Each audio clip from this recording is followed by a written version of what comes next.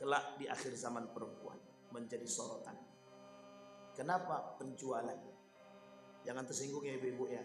Penjualan tubuh wanita itu menjadi satu-satunya yang akan menjadi daya tarik di akhir zaman. Dibuat aja video singkat perempuan pakai tank top aja, pakai celana kolor aja, itu yang nonton ratusan ribu. Cuman diam aja begini dia, diam aja, tidak usah ngapa-ngapain, atau goyangkan badan sikit-sikit gitu, dibuat video singkat, itu yang nonton ratusan ribu. Coba yang tidak bermanfaat begitu, yang nonton ratusan ribu. Coba Bapak Ibu buat video, kemudian dalam video tersebut Bapak Ibu berdakwah, tidak usah bapak-bapak ibu-ibu aja, itu yang nonton tidak sampai 100 ribu. Jangankan 100 ribu, 1000 pun belum tentu sampai itu. Coba. Artinya perbandingan ini perlu kita paham. Begitulah mudahnya orang tertarik dengan, mohon maaf, anggota tubuh wanita. Makanya dulu waktu kami di Yogyakarta, kata guru saya, Miss Universe itu penjualan tubuh wanita. Bayangkan, itu penjualan tubuh betul.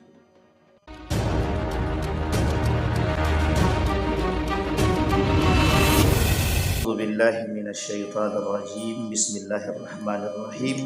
Assalamualaikum warahmatullahi wabarakatuh.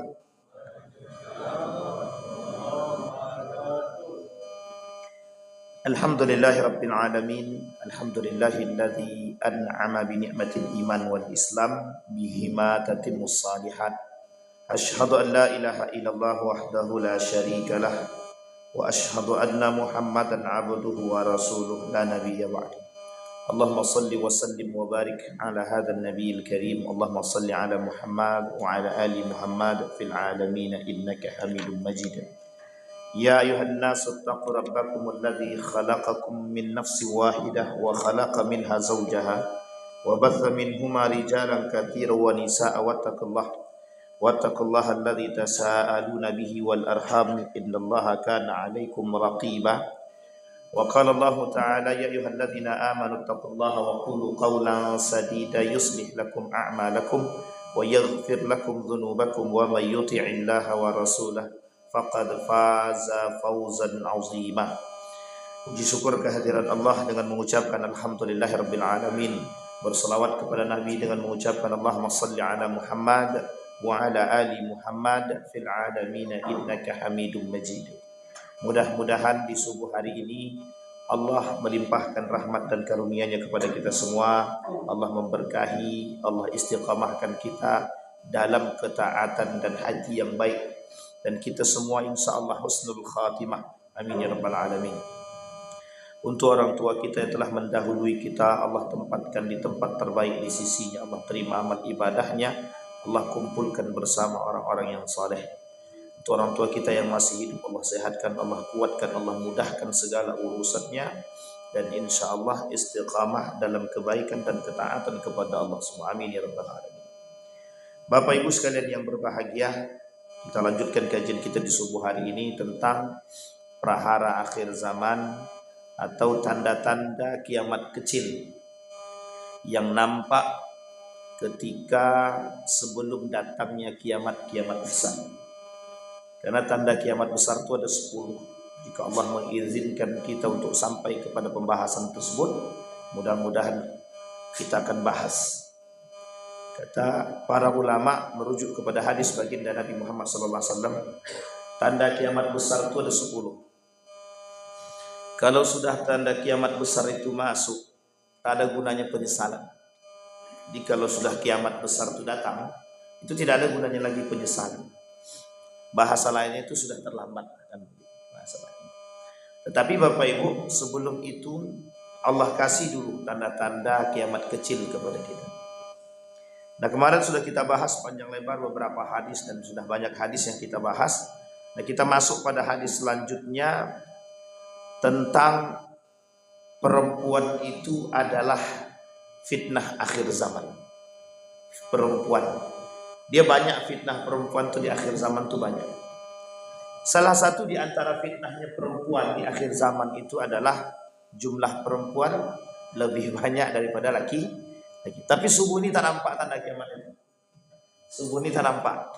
Karena jumlah ibu-ibu lebih sedikit daripada bapak-bapak. Kalau beberapa pertemuan yang lalu memang jumlah ibu-ibu lebih banyak daripada bapak-bapak, itu tanda kiamatnya juga belum nampak karena masih rata. Tapi di sebagian masjid tanda kiamatnya sudah nampak ini. Jumlah perempuannya itu lebih banyak daripada laki-laki. Tapi bukan itu yang dimaksud. Yang dimaksud adalah pertumbuhan. Boleh kita lihat dalam jumlah statistik, jumlah perempuan itu lebih banyak daripada laki-laki di berbagai macam negara. Jadi nanti tidak hanya di Indonesia aja tolak ukurnya. Tolak ukurnya itu di semua negara, di beberapa negara jumlah perempuan itu lebih banyak daripada laki-laki. Sehingga salah satu faktor dengan jumlah perempuan yang banyak ini itu bisa disebabkan tuntutan hak asasi manusia terkhusus bagi kaum wanita. Dan itu menjadi persoalan. Saking jumlah kami perempuan lebih banyak. Saking banyaknya jumlah perempuan, fitnah yang muncul tuh banyak. Satu, fitnahnya tuntutan HAM, hak asasi manusia. Yang kedua, tuntutannya kami menikah dengan siapa. Artinya perempuan punya hak untuk menikah, tapi dengan siapa? Karena jumlah laki-laki tidak banyak. Apakah nanti persoalan poligami ataukah persoalan mohon maaf perzinahan? Yang ketiga, perzinahan. Yang keempat, kekuatan perempuan ketimbang laki-laki. Dan ini persoalan fitnah semua. Yang kelima, gender. Disamakannya perempuan dengan laki-laki. Artinya, perempuan ingin ada persamaan gender dalam berbagai macam aspek. Baik dari pekerjaan, baik dari semua hal. Baik dari sisi pekerjaan, politik, pemerintahan, dan lain sebagainya. Kami perempuan itu punya hak. Dari 6 poin yang saya sampaikan itu fitnah bagi perempuan. Karena fitnah perempuan ini itu berat bagi kaum Adam. Berat bagi kaum Adam. Karena inilah persoalannya, dengan jumlah perempuan yang paling banyak, yang banyak itu nanti perzinahan itu yang kemudian terjadi. Berarti kami ini diciptakan untuk berzina? Bukan itu persoalannya. Persoalannya adalah ladang untuk perzinahan itu. Jadi semakin banyak perempuan, semakin banyak orang memandang agama ini sepele. Dengan rendahnya tingkat pemahaman agama, tingkat kemaksiatan yang naik. Jadi begini, kalau dihitung dengan kalau kita lihat kurvanya itu, kalau tingkat pemahaman agamanya menurun, maka tingkat kemaksiatannya naik. Itu mesti begitu. Ini di dalam hukum agama sudah begini. Ini hukum yang tidak bisa Jadi kalau seandainya hukum agama, nilai agamanya menurun, pemahaman kemaksiatan menurun. Tidak. Berbanding terbalik. Ini boleh kita lakukan survei. Setiap orang yang punya pemahaman agama yang rendah, ini mesti tingkat kemaksiatan dan kemungkarannya naik. Sedangkan tingkat pemahaman agama yang tinggi, itu bisa menimbulkan kemungkaran yang tinggi. Kita pernah lakukan bukan survei yang secara resmi, tidak, tapi hanya survei kalau bisa dibilang abal-abal, mungkin abal-abal, tapi kita lakukan dari pemahaman dan pantauan kita. Di beberapa daerah itu tingkat pemahaman agamanya itu tinggi sekali. Tinggi, Pak. Hampir setiap gang itu ada majelis ilmu. Setiap gang itu ada majelis ilmu. Di salah satu kota di Riau ini, itu ada salah satu kota itu, setiap gangnya itu ada majelis ilmu. Tingkat pemahaman agamanya tinggi. Itu kalau sholat subuhnya itu full. Sholat subuhnya itu full. Jamaahnya itu, baik musola ataupun masjidnya, saking ramainya. Tapi uniknya, tingkat kemaksiatan dan kemungkaran itu sama. Ramai juga. Artinya meskipun tidak sama sebanding kuat, tapi paling tidak. Dan itu dari data. Dari data yang kita temukan bahwa tingkat kemungkarannya, pertikaiannya, perselisihannya, pemerkosaannya, pelecehannya, narkobanya, korupsinya, barang yang masuk ilegalnya, itu banyak, Pak.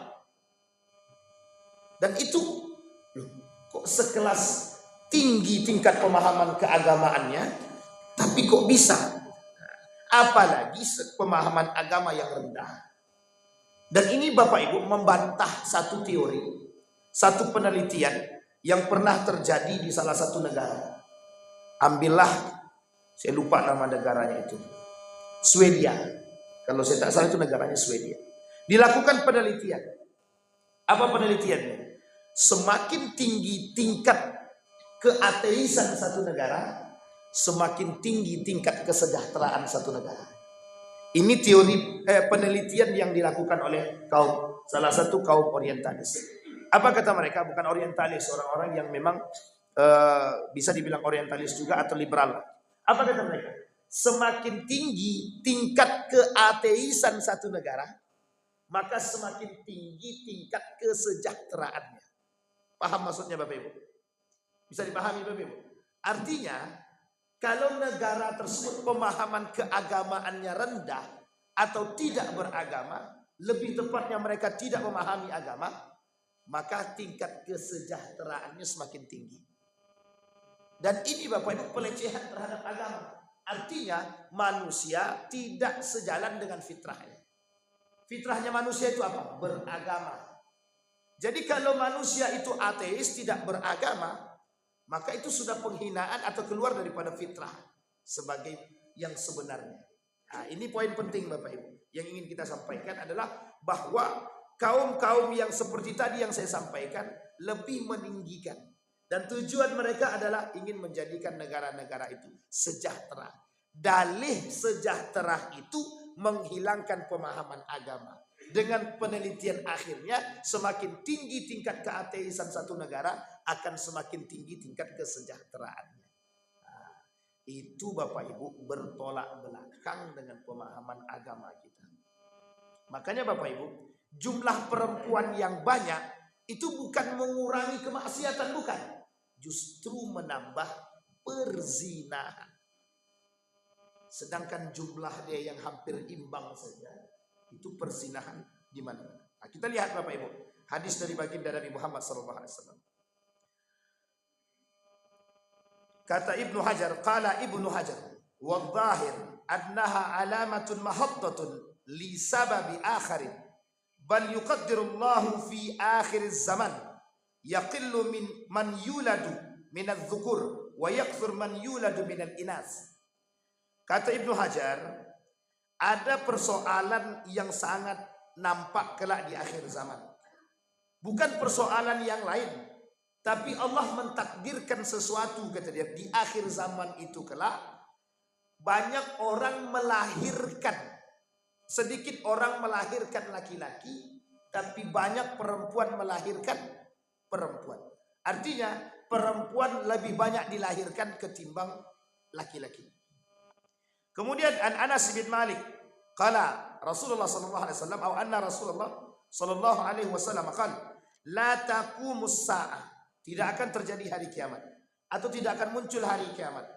Au qala inna min asratis saah, adapun tanda-tanda hari kiamat, an yurfa'ul ilma, an yurfa'ul ilmu, ilmu diangkat, wa yadhharul al-jahlu, kebodohan menetap, wa yusrabul khamr, diminumnya apa namanya itu, khamar, merajalela, wa yafsus zina, wa yadhhabur rijal, wa yabqa nisa hatta yakuna li 50 imra'atan qayyimun wahid. Wa fi riwayatin akhar atau riwayatin ukhra yadhharu zina wa yaqillu rijal wa yakthuru nisa. Kata Anas bin Malik, Rasulullah sallallahu alaihi wasallam bersabda, tidak akan terjadi hari kiamat atau tanda-tanda hari kiamat itu diangkatnya ilmu. Maksudnya ilmu diangkat ini ilmu yang benar. Orang alim yang benar-benar berilmu, orang alim yang berilmu dan berakhlak yang baik itu akan diangkat. Maka ada bahasa orang tua kita zaman dulu, orang baik cepat matinya. Berarti Bapak Ibu jangan baik-baik kalau tak mau cepat mati. Nah, tak begitu pemahamannya. Pemahamannya adalah mati itu sudah takdir ilahi. Mati itu sudah takdirnya Allah. Sudah qadar Allah yang sudah Allah tentukan, yang sudah Allah tetapkan, sudah di Allah tetapkan.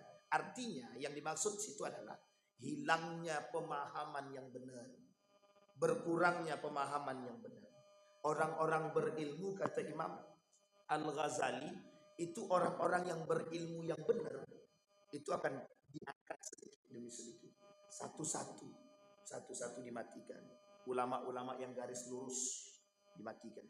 Orang-orang baik dan berilmu meskipun bukan seorang ulama dimatikan. Orang-orang yang berakhlak mulia, yang selalu menjaga keistiqamahannya diangkat satu-satu. Diangkat ini maksudnya dimatikan oleh Allah. Karena kalau ada orang-orang baik itu maka akan dimatikan, tersisa orang munafik saja. Karena kalau di akhir zaman itu orang baik itu, orang-orang muslim yang baik dan benar itu dimatikan. Sehingga nanti yang tersisa itu orang munafik aja dan orang kafir. Nah, disitulah kerusakannya. Makanya sebaik-baiknya umat itu yang tidak ketemu dengan hari kiamat. Karena kata Nabi seburuk-buruknya umat yang ketemu dengan hari kiamat. Nah, kenapa Nabi katakan seburuk-buruknya umat yang ketemu dengan hari kiamat? Itu umat munafik, orang-orang munafik dan orang kafir. Itu buruk apa baik? Orang kafir jelas buruknya. Orang munafik lebih buruk daripada kafir itu sendiri. Coba bayangkan, lebih buruk daripada kafir itu sendiri. Kata Nabi kemudian wayadharul jahlu, kemudian kebodohan itu naik. Kebodohan di sini bukan tidak berilmu. Kalau kita kembalikan pada aspek jahiliyah, orang jahiliyah zaman dahulu, kita lihat rujuk kepada persoalan Nabi Musa dengan Bani Israel. Nabi Musa dengan Bani Israel. Setiap mereka ketika selesai persoalannya dengan Fir'aun, keluar tuh dari laut yang sudah dibelah itu. Apa kata dia kepada Nabi Musa? Musa, kita sudah jalan jauh nih. Kami lapar. Mintakanlah kepada Tuhanmu. Minta Nabi Musa kepada Tuhannya. Nikmat Allah turunkan tuh burung-burung. Manna wassalwa. Dikasih makan sama Allah. Kemudian setelah makan, apa kata jamaahnya itu? Musa, kami haus. Mintakanlah kepada Tuhanmu. Kemudian dengan tongkatnya Musa tadi dibelahlah gunung atau bukit tadi, famfajarat minhu 12 aina, keluar 12 mata air. Ini karakter Bani Israel ya, karakter Bani Israel. Tapi uniknya, setelah Nabi Musa naik ke atas, mereka membangkang. Apa katanya kepada Nabi Musa? Ketika sedang berjalan bersama Nabi Musa, nampak satu kaum yang sedang menyembah berhala, tapi berhalanya itu binatang. Apa katanya kepada Nabi Musa? Musa, bangunkanlah bagi kami, buatlah bagi kami patung binatang sapi yang oleh nenek moyang kami dulu binatang terhormat. Apa kata Nabi Musa? Kalian ini kaum sudah yang paling baik, yang paling diutamakan, kata Nabi Musa. Masih juga minta juga lagi patung. Akhirnya Bapak Ibu berjalanlah sampai Bukit Tursina. Sebelum naik ke atas Bukit Tursina itu apa kata Nabi Musa? Harun, saudaraku, aku tinggalkan jamaah ini. Aku berpamitan dengan jamaah. 1 bulan lebih lamanya Nabi Musa pergi ke atas untuk bertemu dengan Sang Pencipta. Apa yang terjadi? Pembangkangan. Pembangkangan yang terjadi, apakah karena mereka berilmu atau tidak berilmu? Bani Israel kurang ilmu. Sehingga ilmu yang mereka dapat langsung dari Nabi Musa. Pengetahuannya, kata Nabi Musa, jangan kalian menyembah patung. Kalian sudah lebih baik daripada orang yang menyembah patung. Masa jahiliyah dahulu begitu, Pak. Jahiliyah dulu begitu. Apa maksudnya? Bodoh betulan. Bodoh secara ilmu beneran. Dan mereka bukan Islam. Keluar daripada agama Islam. Dan bukan Islam. Uniknya, yang dimaksud dengan hadis ini wayadharul jahla, itu sekarang. Yang dimaksud oleh hadis itu sekarang.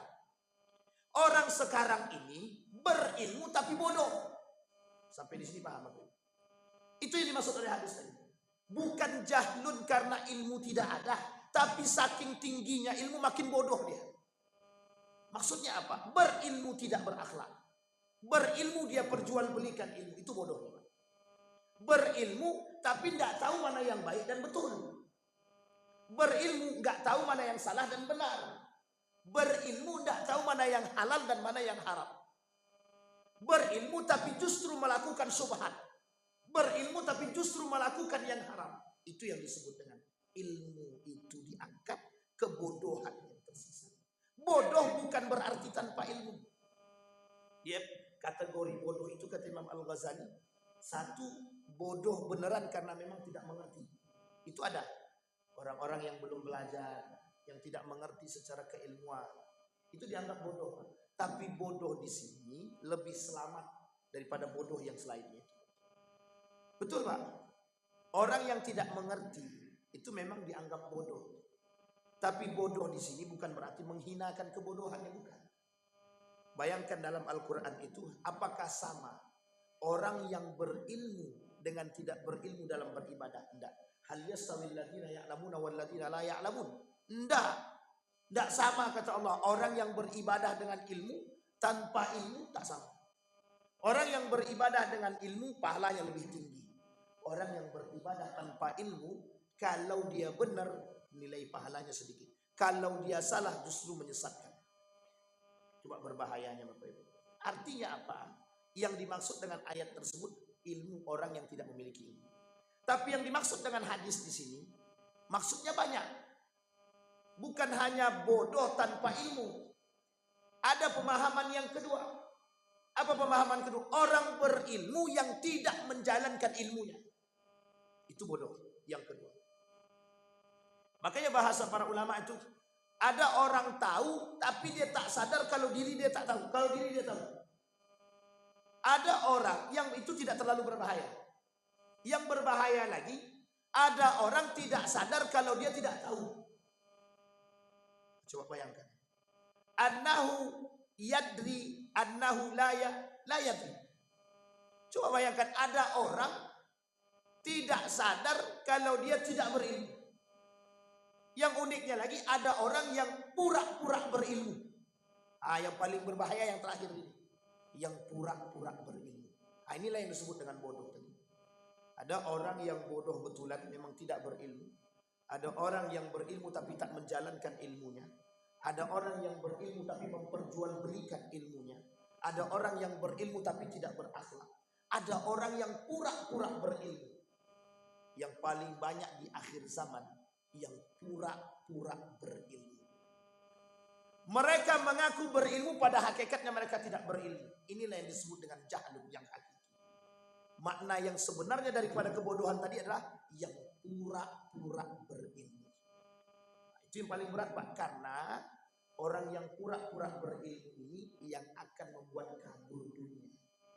Dia seolah-olah tahu tapi ternyata dia tidak mengerti. Dan ini Bapak Ibu sekalian yang berbahagia, yang akan banyak berada di antara kita. Dan hari ini sudah banyak begitu Pak. Kita lihat ketika orang-orang, kita ambil jalur pemerintahan aja dulu. Ketika orang-orang ditempatkan di tempat yang bukan haknya. Dia ahli teknik dia, tapi dimasukkan ke Satpol PP. Kan tak nyambung tuh. Dia ahli di bidang fisika.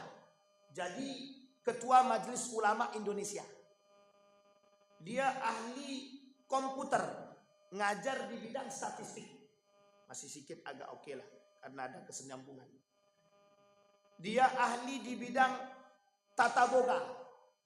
Jadi kepala dinas peternakan. Ini kan faktornya apa? Kok bisa dia duduk di tempat yang bukan haknya dia? Faktor apa itu? Ordal. Ibu ini frontal. Ordal kata ibu, itu orang dalam.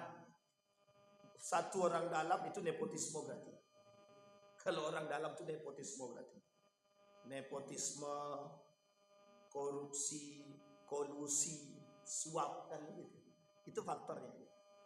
Tapi kalau sesuatu yang sudah diberikan kepada yang bukan haknya, kata Nabi, tinggal tunggu hari kiamat aja. Ya kan gitu, kehancuran, tinggal tunggu tuh kehancuran. Apa kata? Idza wusidat amru ila ghairi ahlihi fantadhirus sa'ah. Kalaulah sesuatu itu diberikan yang bukan haknya, maka tinggal tunggulah kehancurannya. Apa maksudnya Bapak Ibu? Sekarang Bapak Ibu perhatikan baik-baik. Sekarang perhatikan.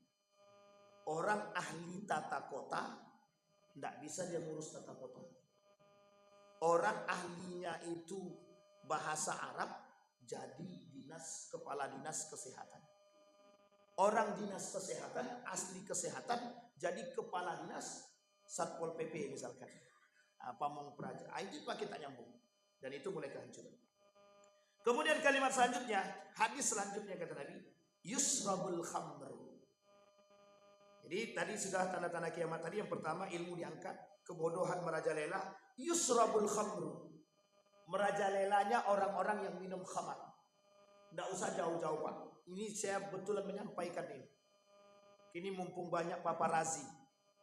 Banyak paparazi kita sampaikan. Mudah-mudahan mereka mendengar.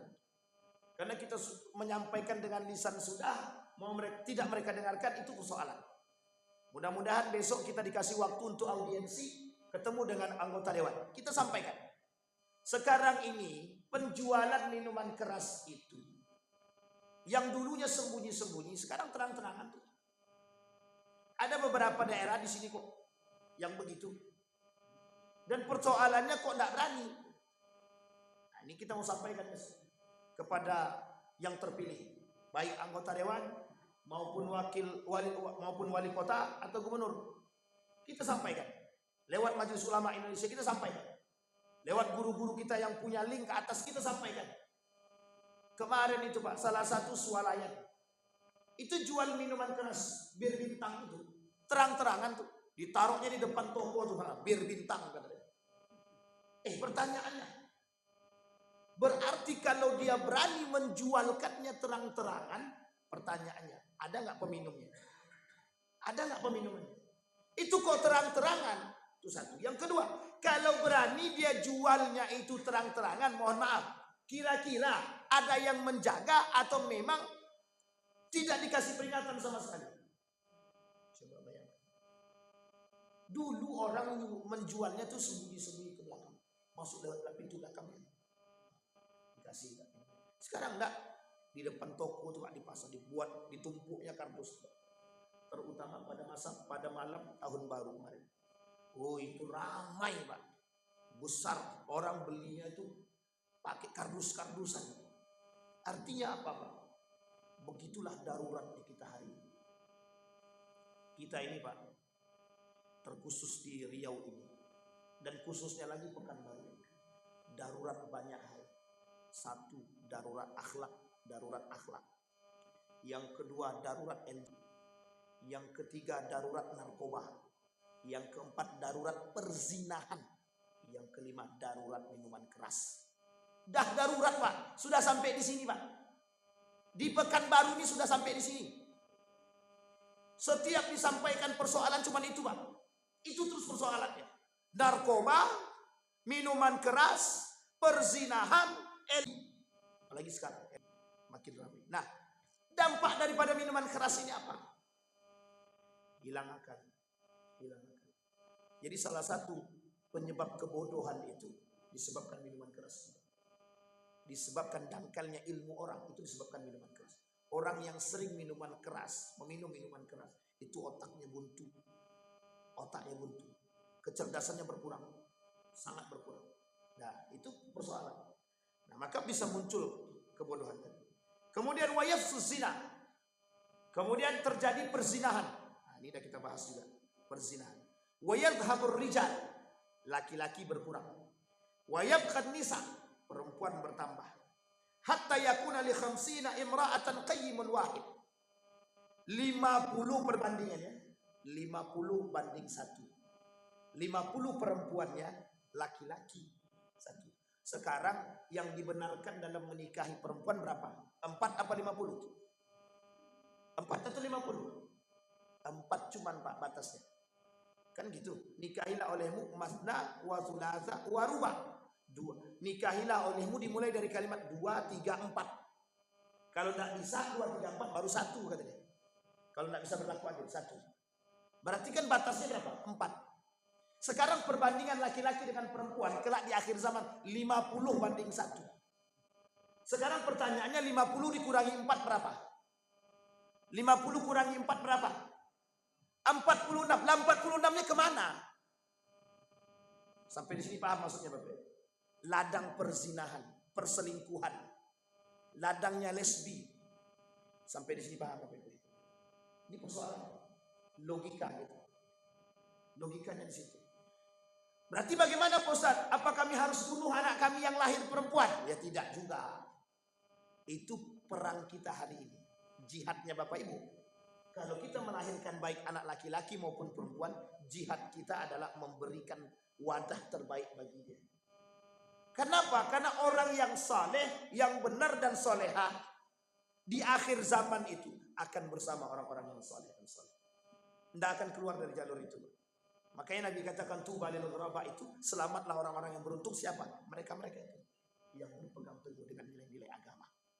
Nah, itu jadi kebanyakan gerak di akhir zaman itu perempuan, jumlah perempuan lebih banyak. Bapak Ibu bayangkan, jumlah perempuan lebih banyak, semua nuntut haknya. Kira-kira, itu pakai kira-kira aja lagi.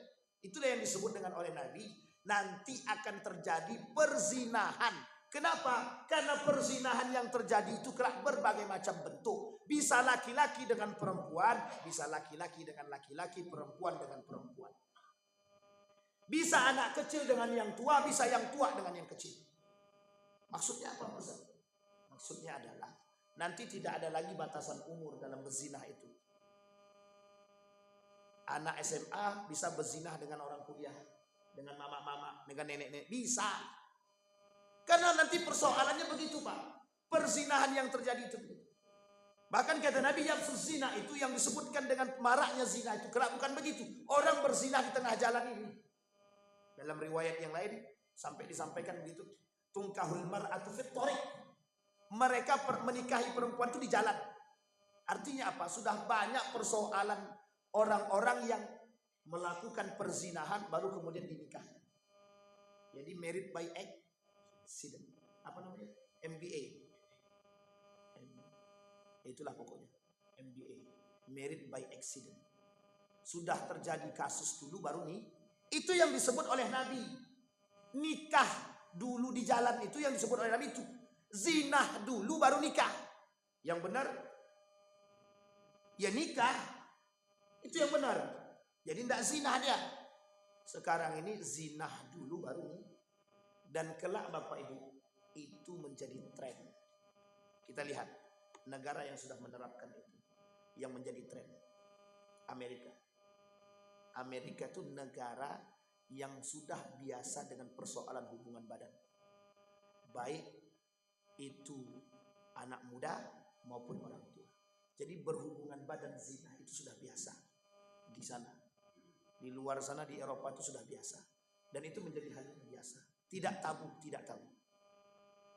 Dan itu setelah itu, mohon maaf ya Bapak Ibu ya, setelah itu. Setelah mereka berhubungan badan, mau tidak sejalan pun tidak ada masalah. Bahkan satu orang wanita bisa tidur dengan berbagai macam laki-laki.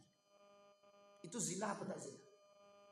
Coba bayangkan. Dulu hampir mau muncul peraturan, kalau saya tak salah dalam aturan Kemendikbud waktu itu. Masanya siapa yang sebelum sekarang ini. Yang gojek-gojek itu siapa namanya? Nadiem Makarim. Apa katanya? Yang orang yang melakukan hubungan badan suka dengan suka itu tidak zina. Yang zina itu kalau diperkosa. Sempat ini kemarin betul-betul disahkan, makin habislah negara kita ini. Makin hancur. Coba bayangkan. Kita berpikir demikian Bapak Ibu. Ini kenapa kita sampaikan biar Bapak Ibu tahu, punya keprihatinan terhadap generasi.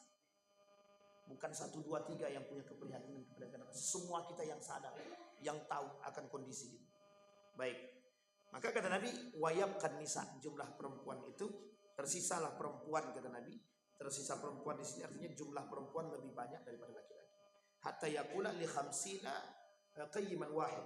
Jadi perempuannya 50, laki-lakinya satu perbandingan. Jadi 46 masih ada sisa. Saking banyaknya sisanya 46. Yang 4 orang aja udah habis. Abang-abang kita di depan mesti tidak berani nih Pak. 2, 3 nggak berani, 2 nggak berani, 3 nggak berani, apalagi 4, apalagi 50. Nah, itu perbandingan. Artinya kerusakan. Bukan berarti perempuan itu muncul sebagai fitnah kerusakan, bukan. Yang kita maksud adalah kelak terjadinya perzinahan salah satu wadahnya dengan jumlah perempuan yang lebih banyak. Kita belak-belakan Bapak Ibu. Laki-laki itu bisa menahan diri dia. Kalau cuma sekedar tahta dan kekuasaan aman, tidak akan mampu menggoyang dia secara utuh. Ridwan, mau tidak kau jadi presiden? masih bisa ditahan Pak. Tapi kalau yang sudah menghasut perempuan, hari pertama didekati sama perempuan, enggak goyang. Hari kedua didekati, enggak goyang. Hari ketiga mulai lusuh.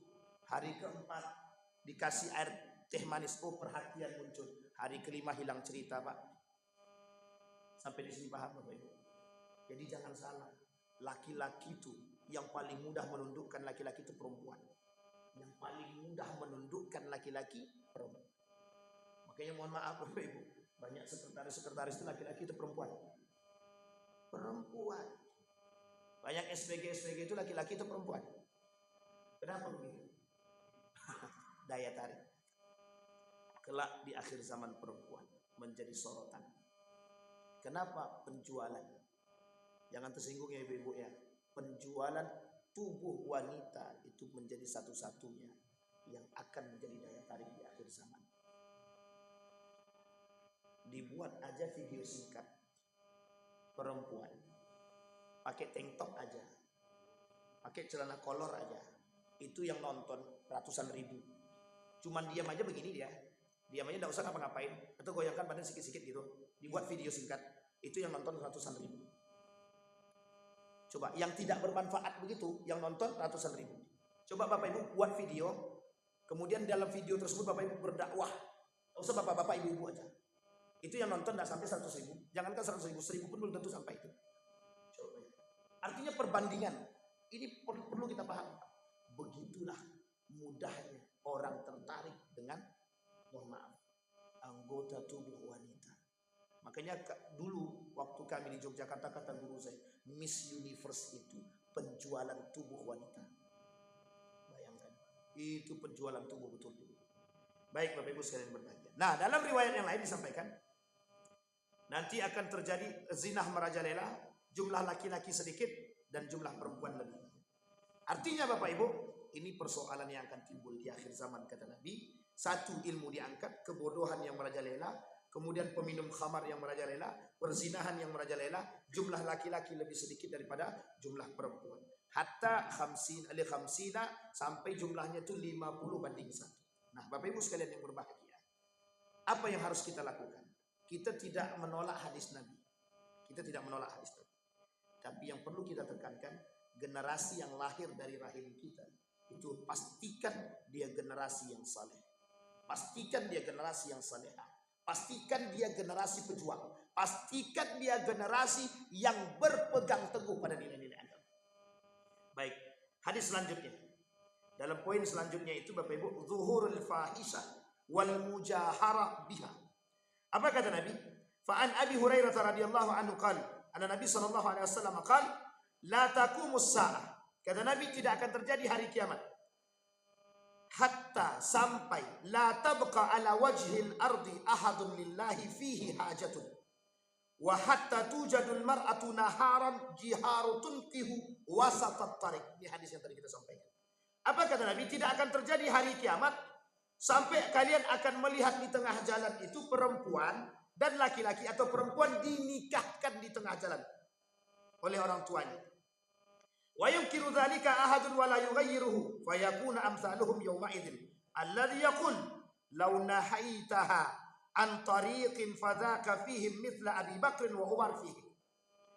Kalau kalian tidak melakukan pelarangan terhadap kami melakukan perbuatan zina, maka jika dilarang kalian seperti Abu Bakar dan Umar bin Khattab dengan lantang menolak perzinahan, dengan lantang melarang orang, dengan lantang semuanya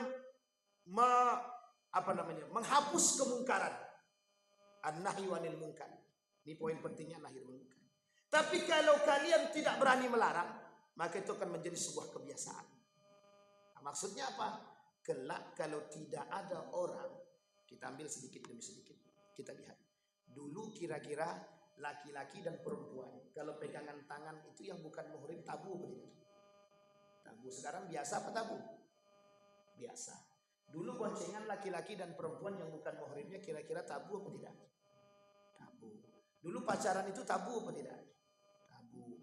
Dulu orang pacaran, Pak, mohon maaf orang tua zaman dulu pacaran, duduknya gak jauh sih. Situ laki-laki, sini perempuan. Sekarang tak begitu, ha? Tahu Bapak Ibu maksud saya kan? Boncengannya begini Bapak Ibu. Belum suami istri, masih anak sekolah, duduk boncengannya kayak suami istri. Paham maksud saya Bapak Ibu? Jadi kondisi kita hari ini prihatin apa tidak kita lihat? Kira-kira nih, ini kita buat lagi logika sederhana. Kira-kira ini laki-laki khususnya, sedangkan duduk yang jauh saja, berjauhan, berduaan duduknya berjauhan, ada enggak setan yang menghasut? Duduk lebih dekat, lebih dekat. Ada enggak Pak? Setan akan hasut dulu. Akhirnya duduk dekat. Sudah duduk dekat-dekatan, kata setan, pandang-pandangan dong. Pandang-pandangan. Setelah duduk pandang-pandangan, setan hasut lagi. Udahlah, lakukanlah, buatlah yang lain, buatlah yang lain. Itu hasutan setan, Pak. Hasutan setan. Apa yang terjadi? Zina. Zina. Itu yang disebut oleh Nabi. Sesuatu yang tabu menjadi hal biasa. Hari ini Bapak Ibu boleh lihat. Sesuatu yang tabu itu terbiasa. Sudah menjadi hal yang biasa. Kenapa kita katakan menjadi hal yang biasa? Orang tidak lagi menghiraukan. Yang ada dalam benak orang hari ini, orang tua yang ada dalam benaknya hari ini, mohon maaf jangan tersinggung bagi yang mereka yang merasa, yang penting dia tidak berzina.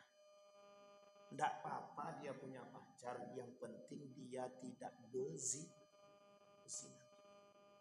Sekarang banyak anak SMA yang menggugurkan kandungannya, hasil zinahnya.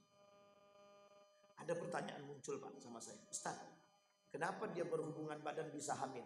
Sementara ada orang yang sudah menikah nggak hamil-hamil gitu. Coba Pak. Itu pertanyaannya memang aneh. Tapi memang kadang-kadang masuk akal Pak. Kok masuk akalnya bagaimana? Iya ya, kok bisa orang berhubungan badan berzina hamil ya? Ini orang yang sudah nikah bertahun-tahun nggak hamil-hamil gitu. Kalau gitu lebih baik kami berzina Ustaz biar bisa hamil gitu. Coba bayangkan. Ini logika yang sudah terbalik. Tapi memang begitu Pak. Ada alasan, ada biar Allah tunjukkan. Ketika mereka hamil rasa dosanya, rasa bersalahnya segala macam Allah tunjukkan. Bayangkan dampak daripada hasil perbuatannya. Anak itu luntang-lantung Pak. Tidak bisa disandarkan kepada bapak dan ibunya. Nggak bisa. Tidak bisa disandarkan kepada bapaknya. Kalau anak itu perempuan, bapaknya tidak berhak menikahkannya. Hasil daripada zina. Banyak dampak negatifnya Pak daripada hasil zina. Banyak sangat. Anaknya tidak berhak mendapatkan warisan dari bapaknya. Tidak berhak. Coba persoalan seperti itu. Nah yang seperti ini oleh dalam satu peraturan atau hukum yang lain. Dalam hukum Islam tak boleh, tak berhak. Tapi dalam hukum yang lain dibaik-baikkan. Boleh kok, itu hak warisnya dia. Tidak ada Pak. Anak hasil zina tidak berhak mendapatkan warisan dari bapaknya. Dalam Islam haram.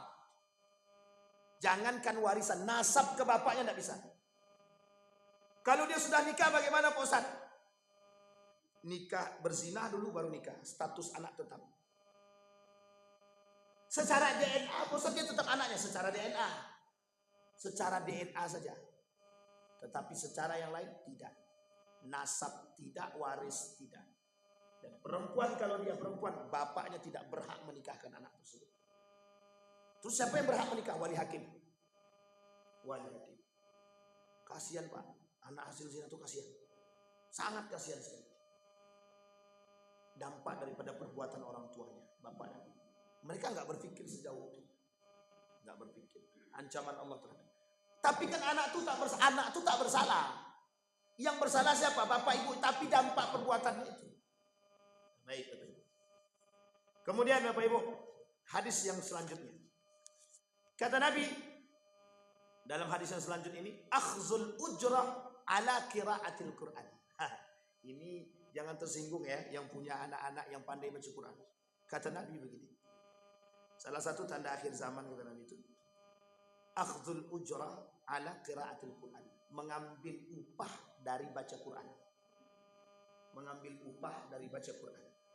Kita lihat dulu, jangan langsung dipotong. Kalau dipotong langsung banyak yang kabur tuh. Berarti nggak boleh kami ngaji kemudian dibayar tuh nggak boleh. Nah, ntar dulu kita lihat.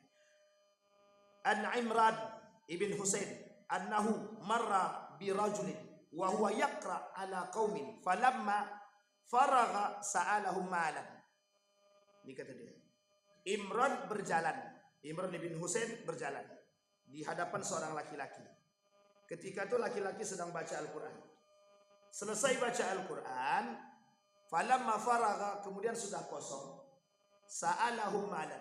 Laki-laki tadi yang baca Quran tadi minta duit, minta upah. Oke, minta duit atau minta upah. Faqala Imran, inna lillahi wa inna ilaihi raji'un. Kata Imran, itu inna lillahi wa inna ilaihi raji'un. Artinya gini, dia takjub. Oh, kok bisa begini? Astagfirullah, itulah bahasa kita. Kemudian sami'tu Rasulullah sallallahu alaihi wasallam yaqul, aku pernah mendengar baginda Nabi berkata, man qara al-Qur'an falyas'al Allah tabaraka wa ta'ala bihi fa innahu sayaji'u qaumun yaqra'una al-Qur'an yas'aluna an-nasa bih. Kata Imran tadi, pernah mendengar Nabi berkata, kata dia, man qara al-Qur'an, ada orang yang membaca Al-Qur'an, seharusnya orang-orang yang membaca Al-Qur'an ini meminta keberkahan daripada Allah. Tapi akan datang satu kaum, kata Nabi, orang-orang baca Quran meminta upah daripada hasil bacaannya. Ini yang saya maksud adalah orang-orang yang menjualkan Al-Qur'annya. Fima qara'tal Qur'an, qara'tul Qur'ana fika, wa yaqulu Allahu kadzabta wa taqulul malaika kadzabta, qara'tul Qur'ana liyuqalu qari'an. Dinukil oleh Imam An-Nawawi dalam kitabnya Tibyan fi Adab Hamalatil Qur'an, ada orang yang mempelajari ilmu Al-Quran liyusiba minhu dunya. Ada orang yang membaca Al-Quran, mempelajari Al-Quran untuk mendapatkan duit. Contohnya begini, Pak Imam yang semua memangnya ada orang bilang begini, ini zohir Pak. Apa kata dia? Aku tidak mau jadi imam masjid Sianu itu kalau masjid aku tidak dibayar 500.000 per hari. Ini yang disebut dengan minta duit. Kata Syekh Yusuf Al-Qardawi, kalau dikasih terima, kalau tidak dikasih jangan pernah minta. Menjaga marwah daripada seorang yang berilmu. Maka Bapak Ibu, haram bagi seorang dai meminta kepada pengurus masjid untuk dibayar. Itu haram hukum, haram. Tapi kalau kata Yusuf Al-Qardawi, kalau diberi terima, kalau tidak diberi jangan pernah minta. Kenapa? Marwah seorang alim, marwah seorang yang berilmu, itu penting Pak untuk disampaikan. Tapi kalau sekarang nih Pak Ustadz begitu, itu pandai-pandai kacamata kita sekarang ya, pandai-pandai dengan kacamata kita itu. Kenapa saya katakan demikian? Karena akhir zaman itu isinya ulama su, yang paling ditakuti oleh Nabi, yang paling dikhawatirkan dari umatnya bukan Dajjal, tapi ulama su. Tahu apa itu ulama su? Ulama yang menjual agamanya demi dunianya. Demi apa Bapak Ibu? Demi piti. Ini tuh isyarat Pak, isyarat. Kata Nabi, inna akhwafa ma'akha, kata Umar bin Khattab, inna akhwafa ma'akhafu ala ummati munafiqun alimul lisan. Itu dia yang paling takut. Makanya disebut dengan penjualan lisan. Penjualan lisan. Ini yang ditakutkan di akhir zaman Pak. Banyak yang seperti ini nanti akan banyak kita temukan. Sekarang saja sudah mulai Pak. Baru-baru ini ada seorang, ya tapi kita tak boleh sampaikan namanya, dimintalah oleh masjid, musola, diminta oleh musola untuk jadi imam sekaligus tinggal di situ. Mereka tahu bahwa beliau ini punya kelebihan di situ.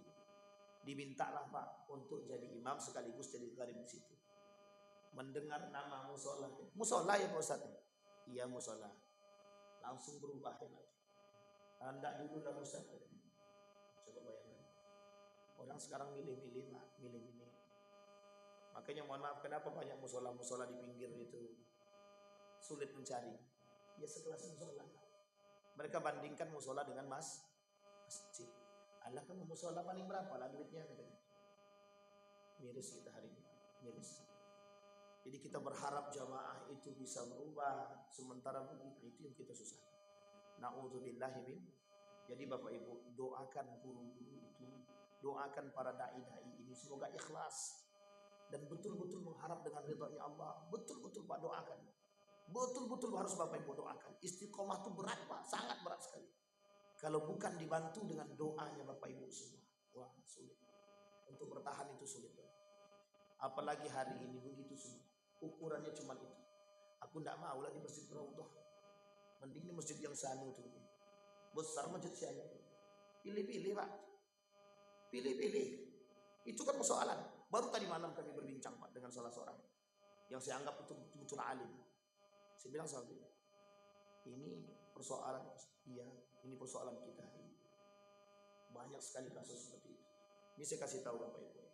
Salah satu lembaga itu kalau sudah Ramadan, oh itu yang ngantri minta jadwal tuh banyak. Yang ngantri minta jadwal tuh ribuan. Bukan ribuan, ratusan. Yang ngantri minta jadwal. Padahal mereka bukan punya kapasitas di situ. Tahu apa itu tujuannya Pak? Mencari duit aja. Makanya mohon maaf, ladang dakwah ini sekarang dijadikan ladang mencari duit. Bapak Ibu boleh sampaikan, jangan tersinggung. Saya jujur-jujur aja Bapak Ibu, jujur-jujur, kita nggak usah tersinggung. Jangan tersinggung, karena kalau hidup ini memang harus disinggung. Kalau tak singgung, kapan sadarnya? Karena itu persoalan Pak. Dan ini persoalan semua Pak. Bukan hanya di sini, di semua tempat itu persoalan. Di mana-mana. Ini makanya kalimat itu kata Nabi disampaikan di sini. Maka kata Nabi, kharaja alaina Rasulullah wa nahnu naqra'ul Qur'an wa fainal a'rabi wal a'jami faqala iqra'u fa kullu hasan wa sayaji'u aqwamun yuqimunahu kama yaqamul qadim wa yata'ajjaluna wa la yata'ajjalun. Nabi sudah memperingatkan kepada kita, kelak akan muncul kaum-kaum yang mendahulukan kepentingan dunia ketimbang akhirat. Yata'ajjaluna wa la yata'ajjalun. Bayangkan Bapak Ibu, ada kelompok yang akan lebih mementingkan mendahului kepentingan dunia ketimbang kepentingan akhirat. Jadi semakin hari, kata Imam Ghazali itu betul. Yang disampaikan oleh Imam Ghazali itu benar betul, sangat betul sekali, sampai hari ini terbukti. Kata Imam Al-Ghazali, kelak keikhlasan itu sedikit demi sedikit akan pudar. Sedikit demi sedikit akan hilang dari setiap orang keikhlasan. Bukan hanya mereka saja, bukan hanya orang berilmu saja, semua umat manusia. Keikhlasan itu sedikit demi sedikit akan hilang. Dan itu sudah mulai terasa. Memandang ikhlas itu sudah dijadikan sinetron film. Ikhlas kau nak? Ikhlas aku. Kata Imam Al-Ghazali, orang yang berbuat, kalau dia berbuat mengucapkan kalimat ikhlas dari lisannya, pastikan kalau itu tidak ikhlas. Ada orang berilmu, dia sampaikan bahwa sesungguhnya aku ini berilmu, tapi pastikan kalau dia tidak berilmu. Kalau ada orang yang ngaku soleh, pastikan kalau dia tidak soleh. Sampai di sini paham Bapak Ibu. Kalau ada orang yang mengaku anani mutawadhi, saya ini orangnya rendah hati, itu pasti tak rendah hati. Aku ini dermawan, pasti tidak dermawan. Karena setiap orang yang melakukan kebaikan amal soleh, kata Imam Al-Ghazali, mesti tidak berani mengucapkan kalimat itu pada diri dia. Jadi kalau ada yang sudah mengucapkan pada diri dia, berarti bisa kita pastikan itu kebalikan daripada itu. Bisa dipahami Bapak Ibu? Ada pertanyaan Bapak Ibu? Tidak ada. Ini karena persoalan akhir zaman ini persoalan takut menakuti ini. Tidak Bapak Ibu, ini bukan ancaman. Agar kita bersiap diri untuk memenuhi panggilan ilahi. Kalau suatu saat kita dimatikan oleh Allah dan kondisi dilalah kita dalam sedang istiqomah, ya Allah ya Rabbi, indahnya mati dalam husnul khatimah. Kita tidak mau kita mati dalam keadaan su'ul khatimah. Kita tidak mau generasi kita yang kita tinggalkan itu generasi yang lemah. Du'afa'ul ilmi, du'afa'ud din. Pemahaman mereka agamanya lemah, ilmunya lemah. Kita berdoa kepada Allah, mudah-mudahan dari apa yang kita sampaikan, Allah memberkahi, Allah melimpahkan rahmat dan karunia-Nya kepada kita semua. Allah jadikan ilmu yang bermanfaat, Allah bisa jadikan sandaran bagi kita agar kita bisa menjadi orang yang istiqamah. Amin ya rabbal alamin.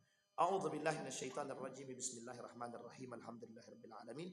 Hamdan syakirin, hamdan na'imin, hamdan yuwafi ni'amahu wa yukafi'u mazidah. Ya Rabbana lakal hamdu kama yanbaghi li jalali wajhikal karim wa 'azimi sultanik. Allahumma salli ala Muhammad wa ala ali Muhammad fil alamin innaka Hamidum Majid. Allahumma faqihna fid din wa 'allimna ta'wil. Allahumma ighfir lana dhunubana wa dhunuba walidina warhamhuma kama rabbayana shighara. Allahumma ighfir lahum warhamhum wa'afihim wa'fu anhum وأكرم نزولهم ووسع مدخلهم واجعل الجنة مثواهم يا رب العالمين يا أرحم الراحمين. اللهم اجعل تجمعنا تجمعا مرحوما واجعل تفرقنا من بعده تفرقا معصوما. اللهم اجعل القرآن العظيم ربيع قلوبنا ونور صدورنا وجلاء أحزاننا وذهاب همومنا وغمومنا. ربنا هب لنا من الصالحين ربنا هب لنا من أزواجنا وذريتنا قرة أعين واجعلنا للمتقين إماما. اللهم اختمنا بحسن الخاتمة ولا تختمنا إلا بحسن الخاتمة. ربنا آتنا في الدنيا حسنة وفي الآخرة حسنة وقنا عذاب النار والحمد لله رب العالمين. السلام عليكم ورحمة الله وبركاته.